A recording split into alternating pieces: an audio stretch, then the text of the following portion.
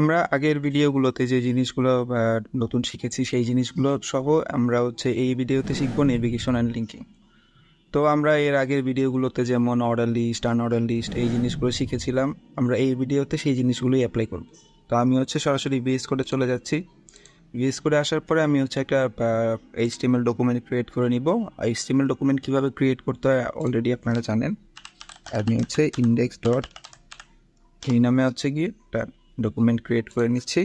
আর ডকুমেন্টের যে টেমপ্লেট এটা আপনারা শিফট আর ওয়ান কি প্রেস করলে আপনারা এমিট অ্যাব্রিভিয়েশনের মাধ্যমে আপনি এটা টেমপ্লেটটা পেয়ে যাবেন। সো আমি এখানে এটার নাম দিলাম,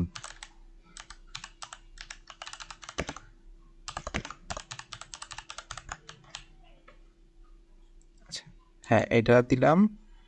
দেওয়ার পরে কি আমি এখানে এটা খুব বেশি একটা এইচটিএমএল ডকুমেন্ট, আমি এখানে একটা মেইন নামে ট্যাগ নিলাম। বডির মধ্যে আমরা মেইন ট্যাগ কেন ইউজ করি সেটা আমরা অলরেডি হয়তো বা জানি। এখানে ফুটার ট্যাগের মধ্যে আমরা এখানে লিখে দিই ফুটার। এখানে আমরা কিছু ডেটা অ্যাড করতে পারি। সেই ডেটাগুলো আমি সাপোজ এখানে দিতে পারি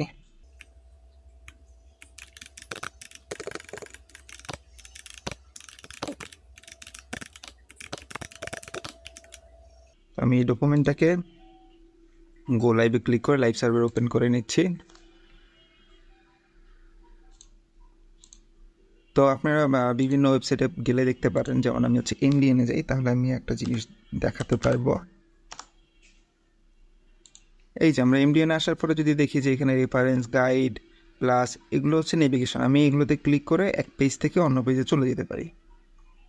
যেমন আমি যদি এখানে রেফারেন্সে যাই, রেফারেন্সে যাওয়ার পরে এইচটিএমএলে যাই, তাহলে আমরা যে এইচটিএমএলের সকল ডকুমেন্টেশন ওয়েব স্ট্যান্ডার্ড ফলো করে যে ডকুমেন্টেশনটা সেটা আমরা কিন্তু এখানে দেখতে পারি সরাসরি। আমি যে এলিমেন্টসে ক্লিক করলে যদি যে অডিও, তারপর গিয়ে সাইট, তারপরে ডিভ, তো এই জিনিসগুলো আমরা কীভাবে মানে অপশনগুলোতে আমরা যে এই টাইটেলগুলোতে ক্লিক করার পরে আমাদের যে অন্য একটা পেজে নিয়ে আসছে, এটাই নেভিগেশন।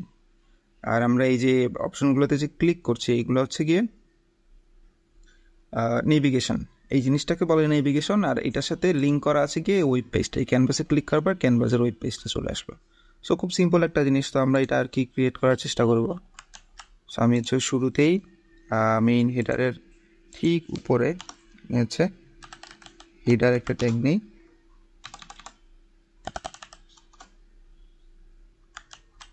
আচ্ছা আমি একটু ফরম্যাট করে নিচ্ছি। হেডার আর হেড ট্যাগের মধ্যে কিন্তু বেশ পার্থক্য আছে। এর যে আমরা যদি এখানে রাখি তাহলে বলে দিবে header element represent introductionary content for its nested ancestor selecting content or selectioning root element। তো এটা দিয়ে আমরা আর এটার উপর যদি আনি তাহলে বুঝাবে যে এটা মেটাডাটার একটা কালেকশন ও হোল্ড করে। তো আমরা হেডারের মধ্যে আমরা গিয়ে নেভিগেশন অ্যাড করি, এটাও একটা আলাদা ট্যাগ। নর্মালি আমরা এখানে যে কোনো ট্যাগই ইউজ করতে পারি। আমরা ডিভি ইউজ করতে পারি, তারপর আমরা সেকশন ইউজ করতে পারি, কিন্তু আমরা ইউজ করব ন্যাভ। এর কারণ গিয়ে সিমেন্টিসিটি, এটা ওয়েব স্ট্যান্ডার্ড ফলো করেই আমরা যদি করতে চাই তাহলে এইভাবে করতে হবে। এখন আমি একটা ইউএল ট্যাগ নিলাম। ইউএল ট্যাগের মধ্যে আমি লিঙ্ক দিতে পারি, লিস্ট আনঅর্ডার লিস্টের মধ্যে আমরা লিস্ট আইটেম নিতে পারি। তবে নেভিগেশনের জন্য আপনারা সবসময় ইউএলের জায়গায় মেনু ট্যাগটা ইউজ করবেন। মেনু ট্যাগ আর ইয়ার মধ্যে অর্ডার লিস্ট আনঅর্ডার লিস্টের মধ্যে পার্থক্য খুবই লিমিটেড। শুধুমাত্র মেনু ট্যাগটা ইউজ হয় গিয়ে নেভিগেশন পারপাসে। আপনারা অর্ডার লিস্ট আনঅর্ডার লিস্টও ইউজ করতে পারবেন, কিন্তু মেনু ট্যাগটা ইউজ করাটা রেকমেন্ডেড। আমি এখন একটা নেভিগেশন নিয়ে করি। আমরা একটা অ্যাঙ্কর ট্যাগ নিব। অ্যাঙ্কর ট্যাগের মধ্যে রুট দিয়ে আমরা হোম, তারপরে আমি আর একটা যদি লিস্ট আইটেম নিই, আমি গিয়ে এখানে একটা পেজ ক্রিয়েট করে নিতে পারি। নাম অ্যাবাউট। এখানে আমাদের তো এই অ্যাবাউট পেজটা নেই, তো আমরা হচ্ছে একটা আরেকটা ডকুমেন্ট ক্রিয়েট করে নিই, যেটার নাম আমরা দিব about.html। তো এখানেও আমি একটা ডকুমেন্ট ক্রিয়েট করে নিব অ্যাবাউট পেজ, আর এখানে হচ্ছে আমি মেইন ট্যাগের মধ্যে আমি এখানে যে কোনো একটা র্যান্ডম ডাটা বসাবো। তো আমরা হচ্ছে গিয়ে জায়গাটা ফিল আপ করার জন্য আমি এখান থেকে কিছু ডকুমেন্ট আর কি কিছু ডেটা আমি নিয়ে এখানে বসিয়ে দিচ্ছি। আমি এটাকে র্যাপ করে নিলাম। আমি হচ্ছে গিয়ে এখান থেকে আমি অ্যাক্সেসিবিলিটি বা কোনো একটা টেক্সট হেডার আমি এখানে বসিয়ে দিতে পারি। এখন হচ্ছে আমি একটা one day this is about page, এটাকে আমি রাখি প্যারাগ্রাফের মধ্যে। আমাদের জিনিসটা অর্গানাইজও থাকলো আর বুঝতেও আপনাদের সুবিধা হলো।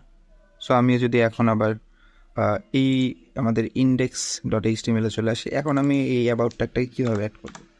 তো আমি যদি এখানে অ্যাবাউট লিখি তাহলে কিন্তু আমাকে দেখিয়ে দিবে। আর এটা হচ্ছে গিয়ে রিলেটিভ পাথ, আমরা হচ্ছে রিলেটিভ পাথ সিলেক্ট করে দিলাম। সিমিলারলি আমরা যদি সাপোজ এই ডকুমেন্টটাকে এখানে অ্যাড করতে চাই, এটা হচ্ছে অ্যাবসোলিউট হবে। আমি সরাসরি এটা বসিয়ে দিলাম NVN docs। তো আমি যদি এখন আমার ওয়েব পেজে চলে আসি তাহলে কি দেখা যায় সেটা আমরা দেখে আসব। এই যে আচ্ছা, আমরা অ্যাবাউট পেজের তো কোনো টাইটেলই দিইনি। এই যে আমরা দেখতে পাচ্ছি হোম অ্যাবাউট। আমি যদি অ্যাবাউটে ক্লিক করি কিন্তু অ্যাবাউট পেজে চলে আসলাম। আবার আমি ফেরত গেলাম, ফেরত গিয়ে আমি এমডিএন ডক্সে ক্লিক করলে আমি আবার এই এমডিএনের যে ক্যানভাসটা ওপেন করা ছিল ক্যানভাস ট্যাগটা আমি কিন্তু ওখানে চলে আসলাম।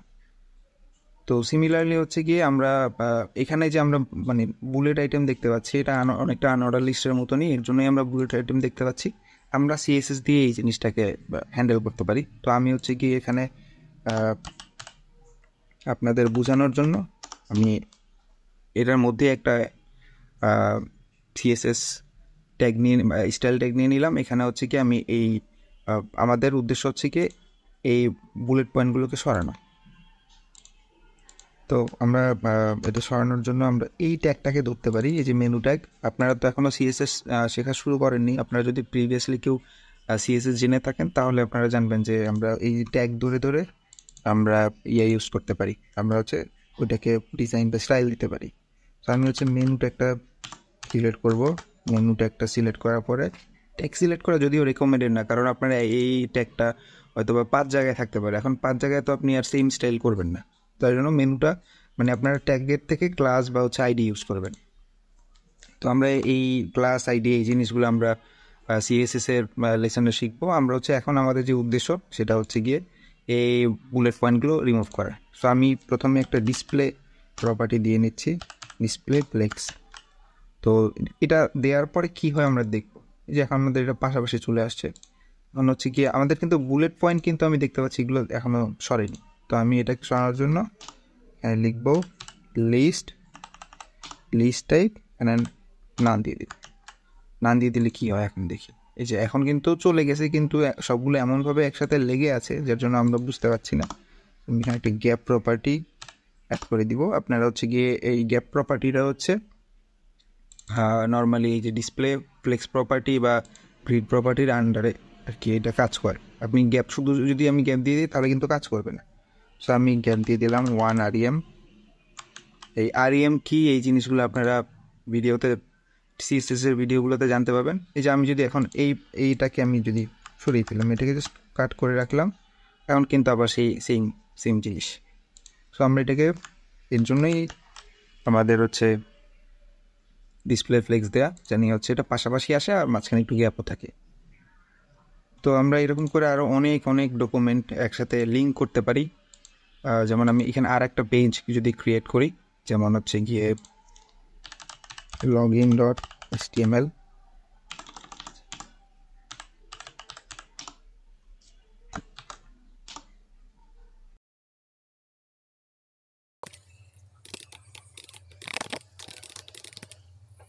তো এখন যদি আমি আবার index.html আসি, এখানে আসার পর আমি একটা নতুন লিস্ট আইটেম অ্যাড করে নিব। যদি আমি এই যে চলে আসি, তাহলে আমি দেখতে পাবো এই যে আমাদের লগ ইন পেজটা অ্যাড হয়ে গেছে। আমরা লগ ইন পেজে ক্লিক করলে this is log in page, যে ডকুমেন্ট আমরা ক্রিয়েট করেছিলাম সেটা এখান থেকে ক্লিক করলে যাওয়া যাচ্ছে। তো আপনারা যদি হচ্ছে আপনাদের এইখানে আমরা যেমন হচ্ছে লগ ইন ডট এইচটিএমএল সাথে সাথে দিয়ে দিলাম, এগুলো সব হচ্ছে কি সেম ডিরেক্টরিতে সেম অর্ডারে আছে সবগুলোই, এর জন্য আমরা শুধু ফাইলের নামটা লিখলেই পাচ্ছি। যদি আমাদের এরকম থাকে যে সাপোজ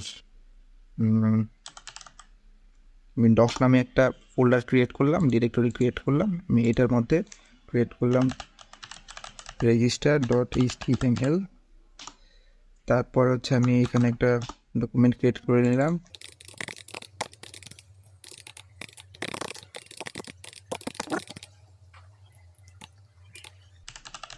এই যে আমরা লরেম টেক্সট দিয়ে এটাকে আপাতত ফিল করতে পারি। লরেম হচ্ছে কি একটা র্যান্ডম টেক্সট যেটার আসলে কোনো অর্থ নেই।